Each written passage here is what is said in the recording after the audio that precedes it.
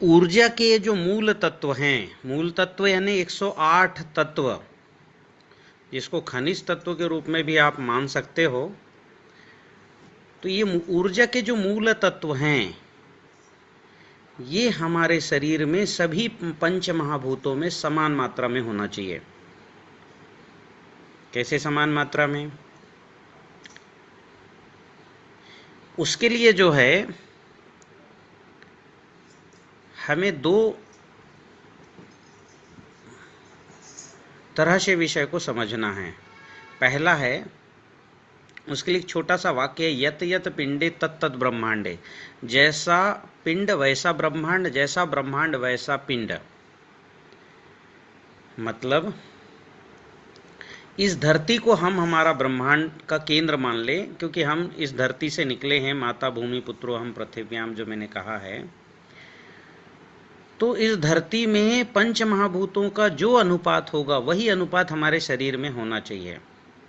जैसे इस धरती में जो जल तत्व है वो है 70%, तो हमारे शरीर में पूरे समय जल तत्व 70% ही होना चाहिए। अगर धरती में घट के जो है 68 हो गया तो हमारे शरीर में भी 68 होगा, या धरती में बढ़ के 72 हो गया तो हमारे शरीर में भी 72% होना चाहिए जल तत्व। वैसे ही है,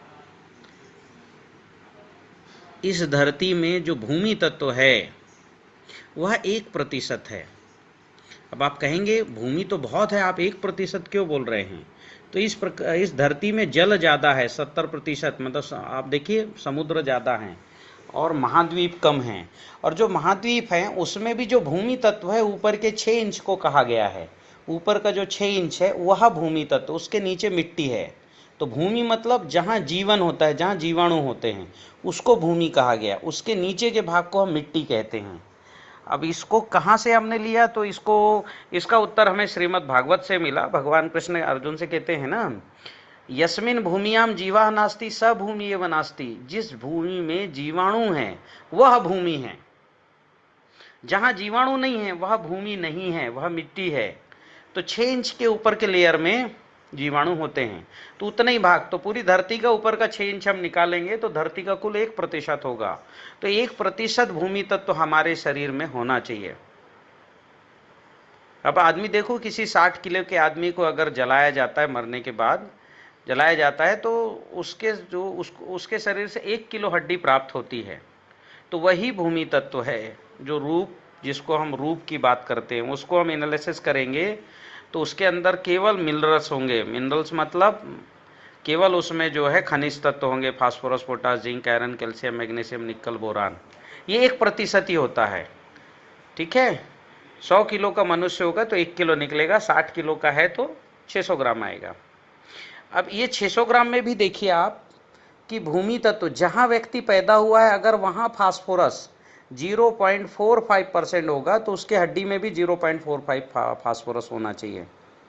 वहाँ जहाँ वो पैदा हुआ है वहाँ की मिट्टी में पोटास अगर 0.40% है तो उसके शरीर की हड्डी में भी 0.40% पोटास होना चाहिए, है ना। 0.05% अगर आयरन है तो हमारे शरीर में भी 0.05% आयरन होना चाहिए। इतना ही नहीं, उस मिट्टी का पीएच अगर 7.2 है तो हमारे ब्लड का पीएच भी 7.2 होगा। इतना मिलान होता है।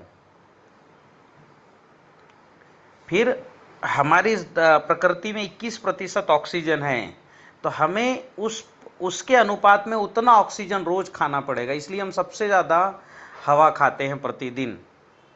हमारे ब्लड में प्रतिदिन 21 किलो ऑक्सीजन पहुंचना चाहिए। उसके लिए उससे 5 गुना ज़्यादा हमें ऑक्सीजन खाना पड़ता है, और उससे जो है 20 गुना लगभग उससे 5 गुना ज़्यादा हमें हवा खाना पड़ता है। तो जितना ब्लड को ऑक्सीजन चाहिए उससे 5 गुना ज़्यादा हमें ऑक्सीजन अंदर लेना पड़ता है श्वास से, और उससे 5 गुना ज़्यादा हमको हवा खाना पड़ता है रोज। तो अभी आप समझिए कि हम 500 से 600 किलो प्रतिदिन जो है हवा अपने फेफड़ों से इस शरीर, मतलब अपने नाक से इस फेफड़ों के अंदर डालते हैं। तो इतना ज़्यादा हमें प्रतिदिन हवा खाने की इसलिए ज़रूरत कि हवा का हम पूरा यूज करते। पानी इतना पीने की जरूरत नहीं कि पानी पूरा शरीर यूज नहीं करता है, जितना जरूरत है उतना यूज। मान लो 2 लीटर यूज किया या 4 लीटर यूज किया आज पानी का, तो अगले दिन हमें 4 लीटर ही लेना पड़ेगा। लेकिन हवा का हम पूरा उपयोग करते, इसलिए हवा हमको प्रतिदिन ज्यादा खानी पड़ती है।